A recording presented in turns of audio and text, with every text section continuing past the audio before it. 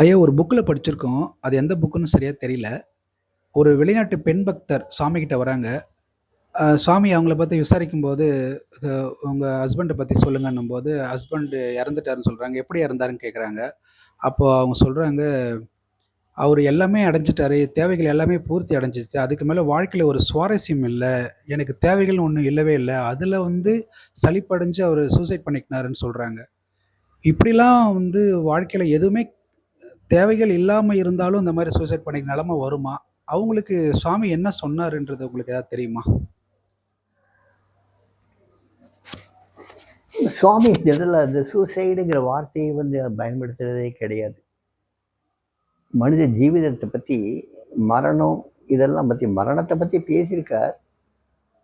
ஜீவிதத்தை பத்தியும் பேசியிருக்கார். ஆனா, அந்த தற்கொலை இத விஷயங்கள்லாம் சுவாமி பேசுனது இல்ல. அந்த மாரி ஒரு சமாச்சாரத்த அவர் பேச விரும்பினதும் இல்ல. ஒரே ஒரு தடவ மட்டும் ஒரு இத கோட் பண்ணாரு. சவுத் அமெரிக்கா கண்ட்ரில உள்ள ஒரு கல்ட் ஆஃப் பீப்பிள். ஒரு நாட்டுல, ஒரு குகையில, பெரிய குகையில அவருடைய குருநாதர் சொல்லி அத்தனை பேரும் கிட்டத்தட்ட ஒரு 70, 80 பேர் அவருடைய சிஷ்யர்கள் எல்லாருமே, நமக்கு இந்த உலகியல் வாழ்க்கை முடிஞ்சது. நமக்கு உன்னதமான ஒரு வாழ்க்கை காத்துட்டு இருக்கு. அதனால எல்லாருமே இந்த விஷத்தை அறிஞ்சு தற்கொலை பண்ணிக்குவோம் அப்படின்னு சொல்லி அவர் குருநாதர் சொன்னதை அப்படியே கேட்டு எல்லாருமே அந்த 64 பேரோ 67 பேரோ அது அப்படியே விஷத்தை குடிச்சு எல்லாருமே இறந்துடுவாங்க. கொஞ்ச நாள் கழிச்சு தான் அந்த குகையில் அத்தனை பிணங்கள் இருந்ததே பார்த்து இந்த சமாச்சாரம் உலகத்துக்கு தெரிய வரும். இது நியூஸ் பேப்பரில் வந்ததை சுவாமி படித்து என்னை திருப்பி திருப்பி அதை படிக்க சொன்னார்.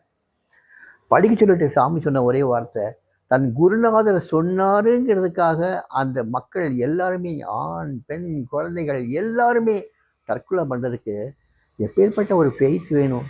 See that faith. குருநாதர் சொன்னாருன்றதுக்காக எல்லாருமே விஷம் அருந்தி மாண்டு போனாங்க. என்னுடைய ஃபெய்த்து எப்பேற்பட்ட ஃபெய்த்து அப்படின்னு சொல்லி சாமி கண் கலங்கி சொன்னாங்க.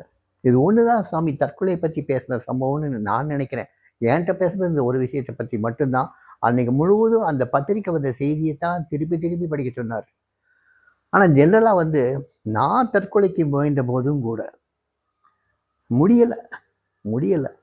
நான் தற்கொலைக்கு பண்ணுறதுக்கு முயற்சி எடுத்து தோல்வி அடைஞ்சி வரும்போது, அதுக்கு காரணம் இவர் தான் நினச்சி நான் கடுமையாக சொல்கிறதுக்காக வரும்போது, சுவாமி சொல்கிறாரு, நீ என்னுடைய பாதுகாப்பில் இருக்க, நீ மலை மேலே ஏறி குதி, அப்போ நீ சாக முடியாது. ஏன்னா நீ என்னுடைய பாதுகாப்பில் இருக்க அப்படின்னு வேகமாக சொல்கிறார். ஸோ தற்கொலை சாமி ஒரு நாளும் ஆதரித்தது கிடையாது. ஆனால் இது சம்பிரதாயமாக இருக்குது. முந்தியெல்லாம் என்ன செய்வாங்க, தன்னுடைய காரியங்கள் முடிஞ்சதுன்னா வடக்கிருத்தல்னு ஒன்று சொல்லுவாங்க. அதாவது வடக்கு நோக்கி உட்கார்ந்து பகவானை தியானம் பண்ணி அப்படியே அன்னம், ஆகாரம், நீர் எதுவுமே எடுத்துக்காம வடக்கை இருந்து பார்த்து அப்படியே தன்னை இது பண்ணிக்குவாங்க.